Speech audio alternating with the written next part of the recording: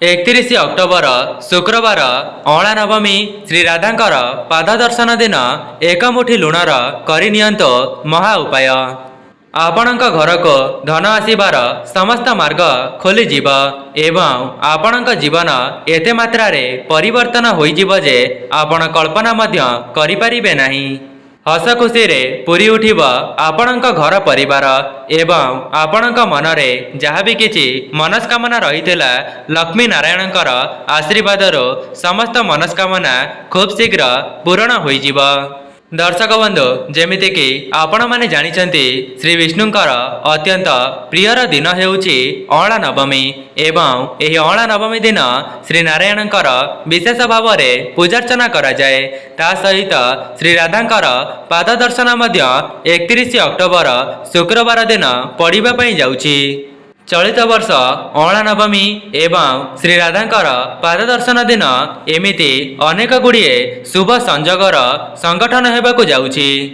ଯେଉଁ ବ୍ୟକ୍ତି ଏହି ଅଁଳା ନବମୀ କିମ୍ବା ଶ୍ରୀ ରାଧାଙ୍କର ପାଦ ଦର୍ଶନ ଦିନ ଏକ ମୁଠି ଲୁଣର ଏହି ମହା ଉପାୟଟିକୁ କରିନେଉଛନ୍ତି ତେବେ ସେମାନଙ୍କର ଭାଗ୍ୟରେ କେବଳ ଲାଭ ହିଁ ଲାଭ ଦେଖାଦେବ।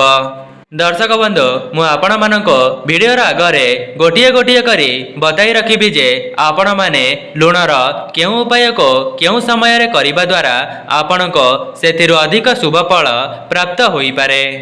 ସେଥିପାଇଁ ଯେଉଁମାନେ ବି ଏହି ଭିଡ଼ିଓଟିକୁ ଦେଖୁଛନ୍ତି ସେମାନଙ୍କର ଫାଇଦା ନିମନ୍ତେ ଭିଡ଼ିଓଟିକୁ ସ୍କିପ୍ ନ କରି ଶେଷ ପର୍ଯ୍ୟନ୍ତ ନିଶ୍ଚୟ ଦେଖନ୍ତୁ। ଯଦି ଆପଣମାନେ ଭିଡ଼ିଓଟିକୁ ସ୍କିପ୍ କରିଦେବେ ତେବେ ନିଜସ୍ୱ ଜୀବନର ଉନ୍ନତି ପାଇଁ ବହୁତ ଗୁଡ଼ିଏ କଥାକୁ ଆପଣମାନେ ହରାଇ ଦେବେ ଏବଂ ଆପଣମାନେ ସେହି ଉପାୟଟିକୁ ଭଲ ଭାବରେ ବୁଝିପାରିବେ ନାହିଁ। ଯଦି ଆପଣମାନେ ଭିଡ଼ିଓଟିକୁ ଲାଇକ୍ କରିନାହାନ୍ତି ଭିଡ଼ିଓଟିକୁ ଲାଇକ୍ କରି କମେଣ୍ଟ ବକ୍ସରେ ଜୟ ମା ଲକ୍ଷ୍ମୀ ଜୟ ଜଗନ୍ନାଥ ଅବଶ୍ୟ ଲେଖିଦିଅନ୍ତୁ ଏବଂ ଚ୍ୟାନେଲଟିରେ ନୂଆ ଥିଲେ ଚ୍ୟାନେଲଟିକୁ ସବସ୍କ୍ରାଇବ୍ କରିଦିଅନ୍ତୁ। ଯଦି ଆପଣମାନେ ବହୁତ ବଡ଼ ବଡ଼ ପୂଜାପାଠ କରିନେବା ପରେ ବି ଯଦି ଆପଣଙ୍କର ସେହି ମନସ୍କାମନା ଗୁଡ଼ିକ ପୂରଣ ହେଉନାହିଁ ତେବେ ଆପଣମାନେ କେବଳ ଅଁଳା ନବମୀ ଏବଂ ଶ୍ରୀ ରାଧାଙ୍କର ପାଦ ଦର୍ଶନ ଦିନ ଯଦି ଆପଣ କେବଳ ଲୁଣର ଏହି ଉପାୟଟିକୁ କରିନେଉଛନ୍ତି ତେବେ ମା ଲକ୍ଷ୍ମୀ ଏବଂ ଶ୍ରୀ ନାରାୟଣଙ୍କର ଆଶୀର୍ବାଦରୁ ଆପଣଙ୍କର ସମସ୍ତ ମନସ୍କାମନା ଖୁବ୍ କମ୍ ସମୟ ମଧ୍ୟରେ ପୂରଣ ହୋଇଯିବ। ଯେଉଁମାନେ ବି ଆଜିର ସମୟରେ ସଫଳ ହୋଇପାରିଛନ୍ତି କିମ୍ବା ସେମାନଙ୍କ ପାଖକୁ ଧନ ଆସିପାରିଛି ସେମାନେ ମଧ୍ୟ ଏହି ଉପାୟଟିର ପରୀକ୍ଷା କରି ଦେଖିଛନ୍ତି ଯାହାଦ୍ୱାରା ଖୁବ୍ କମ୍ ସମୟ ମଧ୍ୟରେ ସେମାନଙ୍କୁ ବହୁତ ବଡ଼ ସଫଳତା ମିଳିପାରିଛି। ଆପଣଙ୍କ ଜୀବନରେ ଯେକୌଣସି ବି ସମସ୍ୟା ଚାଲିଥାଉ ଯେମିତିକି ଧନଜନିତ ସମସ୍ୟା ହେଉ କିମ୍ବା ଋଣ କରଜର ସମସ୍ୟା ହେଉ ନଚେତ୍ ଆପଣଙ୍କୁ ନୂତନ ଚାକିରିଟିଏ ପ୍ରାପ୍ତ ହେଉନାହିଁ ସମସ୍ତ କ୍ଷେତ୍ରରେ ଆପଣଙ୍କୁ କେବଳ ଲୁଣ ହିଁ ସାହାଯ୍ୟ କରିପାରିବ ଏବଂ ଆପଣମାନେ ଏହି ଉପାୟଟି କରିବା ପରେ ନିଜେ ହିଁ ଚମତ୍କାର ଦେଖିବା ପାଇଁ ପାଇବେ। ଦର୍ଶକ ବନ୍ଧୁ, ଚଳିତ ବର୍ଷର ଅଁଳା ନବମୀ ଏବଂ ଶ୍ରୀ ରାଧାଙ୍କର ପାଦ ଦର୍ଶନଟି ଏକା ସାଥିରେ ପଡ଼ୁଥିବା ହେତୁ ଆପଣମାନେ ମଧ୍ୟ ମା ଲକ୍ଷ୍ମୀ ଏବଂ ଶ୍ରୀ ନାରାୟଣଙ୍କର ଆଶୀର୍ବାଦକୁ ଏକା ସାଥିରେ ପ୍ରାପ୍ତ କରିପାରିବେ ଏବଂ ଆପଣମାନେ ଜାଣିଲେ ଆଶ୍ଚର୍ଯ୍ୟ ହେବେ ଯେ ଯେଉଁ ବ୍ୟକ୍ତି ଉପରେ ଲକ୍ଷ୍ମୀ ନାରାୟଣଙ୍କର ଆଶୀର୍ବାଦ ରହିଯାଇଥାଏ ସେହି ବ୍ୟକ୍ତି ତା ଜୀବନରେ ବହୁତ ଉନ୍ନତି କରିବା ସହିତ ଧନ ସମ୍ପତ୍ତିରେ ମଧ୍ୟ ପରିପୂର୍ଣ୍ଣ ହୋଇପାରିଥାଏ। ଏମିତି କିଛି ଲୋକ ଅଛନ୍ତି ଯେଉଁମାନଙ୍କର ଅଜାଣତରେ ସେମାନଙ୍କ ଉପରେ ପିତୃଦୋଷ କିମ୍ବା ଶନିଦଶାର ଦୋଷ ଲାଗିଯାଇଥାଏ ଯାହାଦ୍ୱାରା ସେମାନେ ନିଜ ଜୀବନଟିକୁ ବହୁତ ଦୁଃଖ କଷ୍ଟରେ ଅତିବାହିତ କରିଥାନ୍ତି। ତା ସହିତ ସେମାନେ ଯେତେ ପରିଶ୍ରମ କରିନେଲେ ମଧ୍ୟ ସେମାନଙ୍କୁ ତାଙ୍କ ପରିଶ୍ରମର ମୂଲ୍ୟ ମିଳିପାରେ ନାହିଁ। ସେଥିପାଇଁ ସେମାନେ ନିଜ ଭାଗ୍ୟକୁ ହିଁ ଦୋଷ ଦେଇଥାନ୍ତି। ଯେଉଁମାନେ ବି ଏପରି ସମସ୍ୟା ଦେଇ ଗତି କରୁଛନ୍ତି ତେବେ ଆପଣମାନେ କେବଳ 31 ଅକ୍ଟୋବର ଅଁଳା ନବମୀ ଏବଂ ଶ୍ରୀ ରାଧାଙ୍କର ପାଦ ଦର୍ଶନ ଦିନ ନିଜ ଘରର ଏହି ଜାଗାରେ ଏକ ମୁଠି ଲୁଣକୁ ଫିଙ୍ଗି ଦିଅନ୍ତୁ। ଆପଣମାନେ ଜାଣିଛନ୍ତି ମହିଳାମାନଙ୍କୁ ଆପଣଙ୍କ ଘରର ଲକ୍ଷ୍ମୀ ଭାବରେ ଶାସ୍ତ୍ରରେ ଉଲ୍ଲେଖ କରାଯାଇଛି। ସେଥିପାଇଁ ପ୍ରତ୍ୟେକ ମହିଳାମାନେ ନିଜ ଘରର ଉନ୍ନତି ପାଇଁ ନିଜେ ଏହି ଉପାୟଟିକୁ ନିଶ୍ଚୟ କରନ୍ତୁ। ଯଦି ପୁରୁଷମାନେ ଏହି ଭିଡ଼ିଓଟି ଦେଖୁଛନ୍ତି ତେବେ ଆପଣମାନେ ଏହି ଭିଡ଼ିଓଟି ଦେଖିବା ପରେ ଆପଣଙ୍କ ଘରର ମହିଳାମାନଙ୍କୁ ଏହି ଉପାୟଟି କରିବା ପାଇଁ ଥରେ ମାତ୍ର ଚେଷ୍ଟା କରନ୍ତୁ। କାହିଁକି ନା ଏହି ଉପାୟଟି କରିବା ଦ୍ୱାରା ଆପଣଙ୍କର ଟଙ୍କାଟା ମଧ୍ୟ ଖର୍ଚ୍ଚ ହେବ ନାହିଁ। ଯଦି ଆପଣମାନେ ଏହି ଉପାୟଟି କରିନେଉଛନ୍ତି ତେବେ ଆପଣଙ୍କ ଜୀବନରୁ ସମସ୍ତ ଦୁଃଖ କଷ୍ଟ ଦୂର ହେବା ସହିତ ଲକ୍ଷ୍ମୀ ନାରାୟଣଙ୍କର ଆଶୀର୍ବାଦ ସଦାସର୍ବଦା ରହିବ। ଯଦି ମହିଳାମାନେ ନିଜ ଘରର ଉନ୍ନତି କରାଇବା ପାଇଁ ଏହି ଉପାୟଟିକୁ କରିନେଉଛନ୍ତି ତେବେ ଆଗାମୀ ସମୟରେ ଖୁବ୍ କମ୍ ସମୟ ମଧ୍ୟରେ ସେମାନଙ୍କ ପରିବାରର ଉନ୍ନତି ହେବ। ଯଦି ଆପଣମାନେ ନିଜେ ଚାହିଁବେ ମଧ୍ୟ ଆପଣଙ୍କ ପରିବାରର ଉନ୍ନତି କରିପାରିବେ। ସେଥିପାଇଁ ବିଶେଷ ଦିନମାନଙ୍କରେ ଯଦି ଆପଣମାନେ କିଛିଟା ଉପାୟକୁ କରିନେଉଛନ୍ତି ତେବେ ଆପଣମାନେ ଲକ୍ଷ୍ମୀ ନାରାୟଣଙ୍କର ବିଶେଷ ଆଶୀର୍ବାଦକୁ ପ୍ରାପ୍ତ କରିପାରିବେ। ଯେଉଁମାନଙ୍କ ଘରେ ନକାରାତ୍ମକ ଶକ୍ତି ଭରି ହୋଇ ରହିଥାଏ ତେବେ ଏହି ଉପାୟଟି କରିନେବା ପରେ ସେମାନଙ୍କ ଘରୁ ନକାରାତ୍ମକ ଶକ୍ତି ଦୂର ହେବା ସହିତ ସେମାନଙ୍କ ଜୀବନକୁ ସକାରାତ୍ମକ ଶକ୍ତିର ଆଗମନ ହୋଇଥାଏ। ଆମର ସନାତନ ଧର୍ମର ବାସ୍ତୁଶାସ୍ତ୍ରରେ ଲୁଣର ବହୁତ ଅଧିକ ମହତ୍ତ୍ୱ ରହିଛି ଏବଂ ଏହି ଲୁଣଟି ସମୁଦ୍ରର ଅଂଶ ହୋଇଥିବା ହେତୁ ଏବଂ ମା ଲକ୍ଷ୍ମୀ ମଧ୍ୟ ସମୁଦ୍ର ଦେବତାଙ୍କର କନ୍ୟା ଅଟନ୍ତି। ସେଥିପାଇଁ ମା ଲକ୍ଷ୍ମୀଙ୍କ ସହିତ ଲୁଣର ପ୍ରାଚୀନ କାଳରୁ ସମ୍ବନ୍ଧ ରହିଅଛି। ଆପଣମାନେ ହୁଏତ ଜାଣିଲେ ଆଶ୍ଚର୍ଯ୍ୟ ହେବେ, ସାମାନ୍ୟ ଦେଖାଯାଉଥିବା ଲୁଣଟି ଆପଣଙ୍କ ଜୀବନରୁ ବର୍ଷ ବର୍ଷର ଦୁଃଖ ଦାରିଦ୍ର୍ୟତାକୁ ଦୂର କରିବାରେ ସହାୟତା କରିଥାଏ। ଯଦି ଆପଣମାନେ ତାହାର ସଠିକ୍ ବିନିଯୋଗ କରିନେଉଛନ୍ତି ତେବେ ଆପଣଙ୍କର ଭାଗ୍ୟଟି ରାତାରାତି ପରିବର୍ତ୍ତନ ହୋଇଯିବ। ଯଦି ଆପଣମାନେ ବି ଲକ୍ଷ୍ମୀ ନାରାୟଣଙ୍କର ବିଶେଷ ଆଶୀର୍ବାଦକୁ ପାଇବା ପାଇଁ ଚାହୁଁଛନ୍ତି ଏବଂ ନିଜର ଗରିବୀରୁ ଦୂର କରିବା ପାଇଁ ଚାହୁଁଛନ୍ତି ତେବେ ଆପଣମାନେ 31 ଅକ୍ଟୋବର ଅଁଳା ନବମୀ ଏବଂ ଶ୍ରୀ ରାଧାଙ୍କର ପାଦ ଦର୍ଶନ ଦିନ ଏକ ମୁଠି ଲୁଣର ଏହି ଉପାୟଟିକୁ ଥରେ ପରୀକ୍ଷା କରି ଦେଖନ୍ତୁ। ଅନେକ ଲୋକମାନେ ଏମିତି ବି ଇଚ୍ଛା ରଖିଥାନ୍ତି ଯେ ସେମାନଙ୍କ ଘରକୁ ଧନର ଆଗମନ ହେଉ ଏବଂ ଟଙ୍କା ପଇସାରେ ତାଙ୍କର କେବେ ହେଲେ ବି ଅଭାବ ନ ରହୁ। ଦେଖନ୍ତୁ, ଧନର ପ୍ରାପ୍ତି ପାଇଁ ପରିଶ୍ରମ ତ କରିବା ପାଇଁ ପଡ଼ିବ। ବିନା ପରିଶ୍ରମରେ କୌଣସି ମୂଲ୍ୟ ମିଳିପାରିବ ନାହିଁ। କିନ୍ତୁ ତା ସହିତ ଯଦି ଆପଣମାନେ ବିଶେଷ ଦିନମାନଙ୍କରେ କିଛିଟା ଉପାୟକୁ କରିନେଉଛନ୍ତି ତେବେ ସେଥିରୁ ମଧ୍ୟ ଆପଣଙ୍କର ଧର୍ମ ବଢ଼ିଯାଇଥାଏ ଏବଂ ଈଶ୍ୱରଙ୍କର ଆଶୀର୍ବାଦ ଆପଣଙ୍କ ଉପରେ ପ୍ରାପ୍ତ ହୋଇଥାଏ।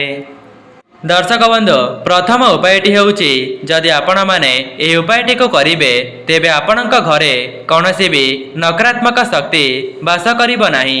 ଯଦି ପୂର୍ବରୁ ଆପଣଙ୍କ ଘରେ ମନ ମତାନ୍ତର କଳି ଝଗଡ଼ା ଦେଖାଦେଉଥିଲା ତେବେ ସେସବୁ ମଧ୍ୟ ଏହି ଉପାୟଟି କରିବା ଦ୍ୱାରା ଦୂର ହୋଇଯିବ। ତେବେ ଆପଣମାନେ ଅଁଳା ନବମୀ ଏବଂ ଶ୍ରୀ ରାଧାଙ୍କର ପାଦ ଦର୍ଶନ ଦିନ ବ୍ରହ୍ମ ମୁହୂର୍ତ୍ତରୁ ଉଠି ନିଜର ସ୍ନାନ ଆଦି କାର୍ଯ୍ୟ ସମାପନ କରିଦେବେ ଏବଂ ଆପଣଙ୍କ ଘରେ ପୋଛା ଲଗାଇବେ ଏବଂ ସେହି ପୋଛା ଲଗାଇବା ଜଳରେ କିଛି ଲୁଣକୁ ପକାଇ ଦେଇ ସେହି ଲୁଣ ପାଣିରେ ଆପଣଙ୍କ ଘରର ଚତୁଃପାର୍ଶ୍ୱକୁ ସଫା କରିଦେବେ। ଆପଣମାନେ ଅଁଳା ନବମୀ ଦିନ ଯଦି ଏହି ଉପାୟଟିକୁ ବ୍ରହ୍ମ ମୁହୂର୍ତ୍ତରୁ କରିନେଉଛନ୍ତି ତେବେ ଆପଣଙ୍କ ଘରେ ଯାହା ବି କିଛି ନକାରାତ୍ମକ ଶକ୍ତି ବାସ କରୁଥିବ ସେସବୁ ଖୁବ୍ ଶୀଘ୍ର ଆପଣଙ୍କ ଘରୁ ଚାଲି ଯାଇଥାଏ। ତା ସହିତ ଲକ୍ଷ୍ମୀ ନାରାୟଣଙ୍କର ଆଶୀର୍ବାଦରୁ ଆପଣଙ୍କ ଘରକୁ ସକାରାତ୍ମକ ଶକ୍ତିର ଆଗମନ ହୋଇଥାଏ। ଦର୍ଶକ ବନ୍ଧୁ, ଆପଣମାନେ କେବଳ ଗୁରୁବାରକୁ ଛାଡ଼ିଦେଲେ ଯଦି ଆପଣ ପ୍ରତ୍ୟେକ ଦିନ ଏହି ଉପାୟଟି କରୁଛନ୍ତି ତେବେ ଆପଣ ନିଜେ ହିଁ ଚମତ୍କାର ଦେଖିବା ପାଇଁ ପାଇବେ। ତା ସହିତ ଯଦି ପୂର୍ବରୁ ଆପଣଙ୍କ ଘରେ କଳି ଝଗଡ଼ା ମନ ମତାନ୍ତର ଦେଖାଦେଉଥିଲା ତେବେ ସେସବୁ ମଧ୍ୟ ଦୂର ହୋଇଯିବ। ଦର୍ଶକ ବନ୍ଧୁ, ଯଦି ଆପଣମାନେ ଯେଉଁ ବି କ୍ଷେତ୍ରରେ ହାତ ଦେଉଛନ୍ତି ସେଥିରେ ଆପଣଙ୍କୁ ଅସଫଳତାର ସାମ୍ନା କରିବା ପାଇଁ ପଡ଼ୁଛି କିମ୍ବା ଚାକିରି କ୍ଷେତ୍ରରେ ଉନ୍ନତି ହେଉନାହିଁ, ଆପଣଙ୍କ ନିକଟକୁ ଧନ ଆସିବାର ସମସ୍ତ ମାର୍ଗ ବନ୍ଦ ହୋଇଯାଇଛି କିମ୍ବା ଆପଣଙ୍କ ବ୍ୟାପାର ବାଣିଜ୍ୟଟି ଭଲରେ ଚାଲୁନାହିଁ, ତେବେ ଆପଣମାନେ ପବିତ୍ର ଅଁଳା ନବମୀ କିମ୍ବା ରାଧାଙ୍କର ପାଦ ଦର୍ଶନ ଦିନ ଗୋଟିଏ ଧଳା କପଡ଼ାକୁ ପ୍ରସ୍ତୁତ କରିବେ ଏବଂ ସନ୍ଧ୍ୟା ସମୟରେ ସେହି ଧଳା କପଡ଼ାରେ ଗୋଟିଏ 1 ମୁଠା ଲୁଣକୁ ରଖିଦେବେ। ଏହାପରେ ଆପଣମାନେ ସେହି ଲୁଣର ଗୋଟିଏ ପୁଟୁଳିକୁ ପ୍ରସ୍ତୁତ କରିବେ। ତାପରେ ମା ଲକ୍ଷ୍ମୀଙ୍କ ନିକଟରେ ସେହି ପୁଟୁଳିଟିକୁ ଛୁଆଇଁ ଦେବେ ଏବଂ ସେହି ପୁଟୁଳିଟିକୁ ଆଣି ଆପଣଙ୍କ ଘରର ଧନ ରଖୁଥିବା ସ୍ଥାନ କିମ୍ବା ଆପଣଙ୍କ ପର୍ସରେ ରଖିଦେବେ। କେବଳ ଏତିକି କରିନେବା ଦ୍ୱାରା ଆପଣଙ୍କ ଜୀବନରେ ଉନ୍ନତି ଆସିବ। ଯଦି ଆପଣଙ୍କ ଘରକୁ ଧନ ଆସିବାର ମାର୍ଗ ବନ୍ଦ ହୋଇଯାଇଥିଲା ତେବେ ସେସବୁରେ ମଧ୍ୟ ଶୁଭଫଳ ଦେଖିବା ପାଇଁ ମିଳିବ। ଯେଉଁମାନେ ଚାକିରିର ପ୍ରୟାସ କରୁଥିଲେ ତେବେ ସେମାନଙ୍କୁ ମଧ୍ୟ ମନ ମୁତାବକ ଚାକିରି ପ୍ରାପ୍ତ ହେବ। ଯେଉଁମାନଙ୍କର ବ୍ୟାପାର ବାଣିଜ୍ୟ ଅଛି ତେବେ ଆପଣମାନେ ସେହି ପୁଟୁଳିଟିକୁ ଆଣି ଆପଣଙ୍କର ଦୋକାନ ହେଉ କିମ୍ବା ବ୍ୟାପାର ବାଣିଜ୍ୟ ସ୍ଥାନରେ ରଖିଦିଅନ୍ତୁ। ଏହାକୁ କରିବା ଦ୍ୱାରା ଆପଣଙ୍କର ବ୍ୟାପାର ବାଣିଜ୍ୟଟି ଭଲରେ ଚାଲିବା ପାଇଁ ଲାଗିବ। ଯେଉଁମାନେ ବି ଏହି ଭିଡ଼ିଓଟିକୁ ଦେଖୁଛନ୍ତି ପବିତ୍ର ଅଁଳା ନବମୀ ଦିନ ଥରେ ମାତ୍ର ଏହାର ପରୀକ୍ଷା କରି ଦେଖନ୍ତୁ। ଯଦି ଏହି ଉପାୟଟି କରିବା ଦ୍ୱାରା ଲକ୍ଷ୍ମୀ ନାରାୟଣ ଆପଣଙ୍କ ଉପରେ ପ୍ରସନ୍ନ ହୋଇଯାଆନ୍ତି ତେବେ ଆପଣଙ୍କର ଧନଜନିତ ସମସ୍ୟା ସମୂଳେ ନାଶ କରିଦେବେ। ଯେଉଁମାନଙ୍କର ଆର୍ଥିକ ସ୍ଥିତି ବିଗିଡ଼ି ଯାଇଥିଲା ତେବେ ସେମାନଙ୍କର ଆର୍ଥିକ ସ୍ଥିତି ମଧ୍ୟ ମଜବୁତ ହୋଇଯିବ ଏବଂ ସେମାନଙ୍କ ଉପରେ ଲକ୍ଷ୍ମୀ ନାରାୟଣଙ୍କର ବିଶେଷ ଆଶୀର୍ବାଦ ସଦାସର୍ବଦା ରହିବ। ଦର୍ଶକ ବନ୍ଧୁ, ଏବେ ଆସନ୍ତୁ ଜାଣିବା ଆପଣମାନେ 1 ମୁଠା ଲୁଣର ଉପାୟକୁ କରିନେବା ଦ୍ୱାରା କିପରି ଧନବାନ ହୋଇପାରିବେ।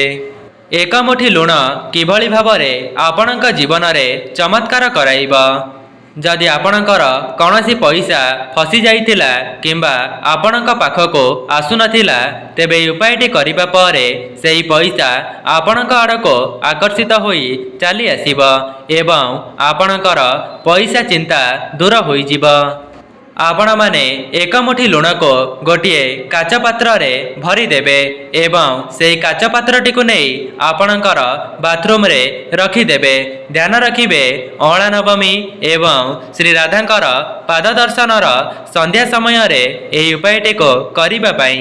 କାହିଁକି ନା ସମସ୍ତ ଦେବାଦେବୀମାନେ ସନ୍ଧ୍ୟା ସମୟରେ ମଧ୍ୟମଣ୍ଡଳରେ ବିଚରଣ କରିଥାନ୍ତି ଏବଂ ଏହି ଉପାୟଟି କରିବା ଦ୍ୱାରା ଆପଣଙ୍କ ଘରେ ସକାରାତ୍ମକ ଶକ୍ତି ବୃଦ୍ଧି ପାଇବା ସହିତ ଆପଣଙ୍କ ଘର ନକାରାତ୍ମକ ଶକ୍ତି ଦୂର ହୋଇଯିବ।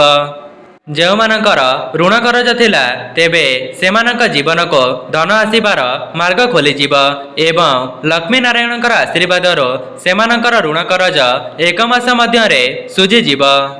ଯଦି ଆପଣଙ୍କର କୌଣସି ବଦଖର୍ଚ୍ଚ ହୋଇଯାଉଥିଲା, ଯେତେ ଟଙ୍କାକୁ ସଞ୍ଚୟ କରିବା ପାଇଁ ଚେଷ୍ଟା କରୁଥିଲେ ସଞ୍ଚୟ କରିପାରୁନଥିଲେ ତେବେ ଏହି ଉପାୟଟି କରିବା ପରେ ଆପଣଙ୍କର ଧନ ସଞ୍ଚିତ ହେବା ଆରମ୍ଭ ହୋଇଯିବ ଏବଂ ଆପଣଙ୍କର ବଦଖର୍ଚ୍ଚ ମଧ୍ୟ ଦୂର ହୋଇଯିବ।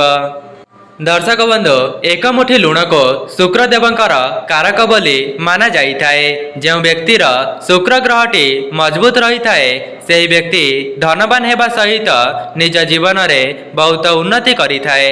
ସେଥିପାଇଁ ଯଦି ଆପଣମାନେ ବି ନିଜର ଶୁକ୍ର ଗ୍ରହଙ୍କୁ ମଜବୁତ କରିବା ପାଇଁ ଚାହୁଁଛନ୍ତି ତେବେ ଆପଣମାନେ ପବିତ୍ର ଅଁଳା ନବମୀ ଏବଂ ଶ୍ରୀ ରାଧାଙ୍କର ପାଦ ଦର୍ଶନର ସନ୍ଧ୍ୟା ସମୟରେ ଅର୍ଥାତ୍ 7ଟାରୁ 8ଟା ମଧ୍ୟରେ ଆପଣମାନେ ଗୋଟିଏ ଲାଲ କପଡ଼ାକୁ ପ୍ରସ୍ତୁତ କରିବେ ଏବଂ ସେହି ଲାଲ କପଡ଼ାଟିକୁ ନେଇ ଆପଣଙ୍କ ଠାକୁର ଘରେ ରଖିଦେବେ। ଏହାପରେ ସେହି କପଡ଼ାରେ 1 ମୁଠି ଲୁଣକୁ ରଖିଦେଇ ମା ଲକ୍ଷ୍ମୀଙ୍କ ନିକଟରେ ଗୋଟିଏ ଘିଅର ଦୀପକୁ ପ୍ରଜ୍ୱଳନ କରିବେ। ଆପଣମାନେ ସେହି ଦୀପଟିକୁ ପ୍ରଜ୍ୱଳନ କରିସାରିବା ପରେ ସେହି ଲୁଣର ଗୋଟିଏ ପୁଟୁଳିକୁ ପ୍ରସ୍ତୁତ କରିବେ ଏବଂ ସେହି ପୁଟୁଳିଟିକୁ ନେଇ ଆପଣଙ୍କର ଶୋଇବା କକ୍ଷରେ ରଖିଦେବେ। ଏପରି କରିବା ଦ୍ୱାରା ଆପଣଙ୍କ ଜୀବନରେ ଉନ୍ନତି ଆସିବ ଏବଂ ମା ଲକ୍ଷ୍ମୀ ଆପଣଙ୍କ ଘରେ ସ୍ଥିର ଭାବରେ ବାସ କରିବେ। ଯଦି ଆପଣଙ୍କୁ ପୂର୍ବରୁ କୌଣସି ଲାଭ ମିଳିପାରୁନଥିଲା ଏହି ଉପାୟଟି କରିବା ପରେ ଆପଣଙ୍କୁ 100 ଗୁଣ ଅଧିକ ଲାଭ ପ୍ରାପ୍ତ ହୋଇଯିବ। ଦର୍ଶକ ବନ୍ଧୁ, ମୁଁ ଆପଣମାନଙ୍କୁ ଲୁଣର ଗୋଟିଏ ରାମବାଣ ଉପାୟ କହି ରଖୁଛି, ଯାହାକୁ କରିବା ଦ୍ୱାରା ମା ଲକ୍ଷ୍ମୀ ଏବଂ ନାରାୟଣ ଆପଣଙ୍କ ଘରେ ସ୍ଥିର ଭାବରେ ବାସ କରିବେ। ସେଥିପାଇଁ ଆପଣମାନେ ପବିତ୍ର ଅଁଳା ନବମୀର ସନ୍ଧ୍ୟା ସମୟରେ ଏକ ମୁଠି ଲୁଣକୁ ନେଇଯିବେ ଏବଂ ଏକ ମୁଠି ଲୁଣକୁ ହାତରେ ଧରି ଅଁଳା ଗଛର ମୂଳକୁ ଯିବେ। ଏହାପରେ ମା ଲକ୍ଷ୍ମୀ ଏବଂ ଶ୍ରୀ ବିଷ୍ଣୁଙ୍କୁ ସ୍ମରଣ କରି ମା ଲକ୍ଷ୍ମୀଙ୍କୁ ଜଣାଇବେ ଯେ ମା ଲକ୍ଷ୍ମୀ ଆପଣ ମୋ ଘରେ ସ୍ଥିର ଭାବରେ ବାସ କରନ୍ତୁ। କେବଳ ଏତିକି କହିକରି ଆପଣମାନେ ସେ ଏକ ମୁଠି ଲୁଣକୁ ଅଁଳା ଗଛ ମୂଳରେ ଫିଙ୍ଗି ଦିଅନ୍ତୁ। ଏପରି କରିନେବା ଦ୍ୱାରା ଆପଣଙ୍କ ଘରକୁ ଧନର ଆଗମନ ହେବା ସହିତ ଲକ୍ଷ୍ମୀ ନାରାୟଣ ଆପଣଙ୍କ ଘରେ ସ୍ଥିର ଭାବରେ ବାସ କରିବେ। ଯଦି ଆପଣଙ୍କ ଘରେ ଅଭାବ ଅନଟନ ଦେଖା ଦେଉଥିଲା ତେବେ ଏହି ଉପାୟଟି କରିବା ପରେ ଆପଣଙ୍କର ବର୍ଷ ବର୍ଷର ଦୁଃଖ କଷ୍ଟ ଯନ୍ତ୍ରଣା ଦୂର ହୋଇଯିବ। ଯେମିତିକି ଆପଣମାନେ ଜାଣିଛନ୍ତି ଅଁଳା ନବମୀରେ ଶ୍ରୀ ବିଷ୍ଣୁଙ୍କର ବିଶେଷ ଭାବରେ ପୂଜାର୍ଚ୍ଚନା କରାଯାଇଥାଏ। ସେଥିପାଇଁ ଯଦି ଆପଣମାନେ ପବିତ୍ର ଦିନଟିରେ ମା ଲକ୍ଷ୍ମୀ ଏବଂ ନାରାୟଣଙ୍କୁ ପ୍ରସନ୍ନ କରାଇ ଦେଉଛନ୍ତି ତେବେ ଆପଣଙ୍କ ଉପରେ ମା ଲକ୍ଷ୍ମୀ ଏବଂ ନାରାୟଣଙ୍କର ଆଶୀର୍ବାଦ ସଦାସର୍ବଦା ରହିବ। ଦର୍ଶକ ବନ୍ଧୁ, ଆଉ ଗୋଟିଏ ଉପାୟ, ଯଦି ଆପଣଙ୍କ ଘରେ କୌଣସି ବ୍ୟକ୍ତି ନଜର ଦୋଷରେ ପୀଡ଼ିତ ଅଛନ୍ତି କିମ୍ବା ରୋଗଗ୍ରସ୍ତରେ ପୀଡ଼ିତ ଅଛନ୍ତି ତେବେ ଆପଣମାନେ ପବିତ୍ର ଅଁଳା ନବମୀ ଦିନ ଗୋଟିଏ ଲାଲ କପଡ଼ାରେ ଏକ ମୁଠି ଲୁଣକୁ ରଖି ତାର ଗୋଟିଏ ପୁଟୁଳିକୁ ପ୍ରସ୍ତୁତ କରିବେ ଏବଂ ଏହାପରେ ଯେଉଁ ବ୍ୟକ୍ତିଙ୍କ ଉପରେ ନଜର ଦୋଷ କିମ୍ବା ଯେଉଁ ବ୍ୟକ୍ତି ବେମାରରେ ଅଛନ୍ତି ତେବେ ସେମାନଙ୍କର ହାତଠାରୁ ମୁଣ୍ଡ ଯାଏଁ ଏବଂ ମୁଣ୍ଡଠାରୁ ପାଦ ପର୍ଯ୍ୟନ୍ତ 7 ଥର ବୁଲାଇ ଆଣିବେ। ଆପଣମାନେ ସେହି ପୁଟୁଳିଟିକୁ ବୁଲାଇ ଆଣିବା ପରେ ତା ପରଦିନ ସେହି ପୁଟୁଳିଟିକୁ ନେଇ କୌଣସି ପ୍ରବାହିତ ଜଳରେ ପ୍ରବାହିତ କରିଦେବେ। କେବଳ ଏତିକି କରିନେବା ଦ୍ୱାରା ସେମାନଙ୍କର ନଜର ଦୋଷ ଦୂର ହେବା ସହିତ ସେହି ବ୍ୟକ୍ତିଙ୍କୁ ମଧ୍ୟ ଆରୋଗ୍ୟ ପ୍ରାପ୍ତ ହୋଇଥାଏ। ଯଦି ଆପଣମାନେ ପବିତ୍ର ଅଁଳା ନବମୀ ଦିନ ଏହି ଉପାୟଟିକୁ କରିନେଉଛନ୍ତି ତେବେ ସେହି ବ୍ୟକ୍ତି ଉପରେ ଯାହା ବି କିଛି ନକାରାତ୍ମକ ନଜର ଥିବ ତେବେ ସେହି ନକାରାତ୍ମକ ନଜର ସକାରାତ୍ମକ ଶକ୍ତିରେ ପରିଣତ ହୋଇଯିବ ଏବଂ ସେହି ବ୍ୟକ୍ତିର ଜୀବନରେ ବହୁତ ଉନ୍ନତି ଆସିବ। ଆପଣମାନେ ବିଶ୍ୱାସ ମଧ୍ୟ କରିପାରିବେ ନାହିଁ ସେହି ପୁଟୁଳିର ଏତେ ମାତ୍ରାରେ ଚମତ୍କାରୀ ଶକ୍ତି ରହିଛି ଯେ ସେହି ବ୍ୟକ୍ତିର ସମସ୍ତ ନକାରାତ୍ମକ ନଜରକୁ ନିଜ ଆଡ଼କୁ ଆକର୍ଷଣ କରିଦେଇଥାଏ, ଯାହାଦ୍ୱାରା ସେହି ବ୍ୟକ୍ତିର ଜୀବନରେ ବହୁତ ଉନ୍ନତି ଆସିବା ସହିତ ମା ଲକ୍ଷ୍ମୀ ମଧ୍ୟ ସେହି ବ୍ୟକ୍ତିର ଘରେ ସ୍ଥିର ଭାବରେ ବାସ କରିଥାନ୍ତି। ତେବେ ଦର୍ଶକ ବନ୍ଧୁ, ଏହା ଥିଲା ଲୁଣର କିଛିଟା ବିଶେଷ ଉପାୟ, ଯାହାକୁ ଯଦି ଆପଣମାନେ ପବିତ୍ର ଅଁଳା ନବମୀ କିମ୍ବା ଶ୍ରୀ ରାଧାଙ୍କର ପାଦ ଦର୍ଶନ ଦିନ କରିନେଉଛନ୍ତି ତେବେ ଆପଣଙ୍କ ଜୀବନରେ 100% ଉନ୍ନତି ଆସିବ। ଦର୍ଶକ ବନ୍ଧୁ, ଯଦି ଆପଣମାନଙ୍କୁ ଭିଡ଼ିଓଟି ଭଲ ଲାଗିଥାଏ ଭିଡ଼ିଓଟିକୁ ଲାଇକ୍ କରି କମେଣ୍ଟ ବକ୍ସରେ ଜୟ ମା ଲକ୍ଷ୍ମୀ ଜୟ ଜଗନ୍ନାଥ ଅବଶ୍ୟ ଲେଖିଦିଅନ୍ତୁ ଏବଂ ଚ୍ୟାନେଲଟିରେ ନୂଆ ଥିଲେ ଚ୍ୟାନେଲଟିକୁ ସବସ୍କ୍ରାଇବ୍ କରିଦିଅନ୍ତୁ।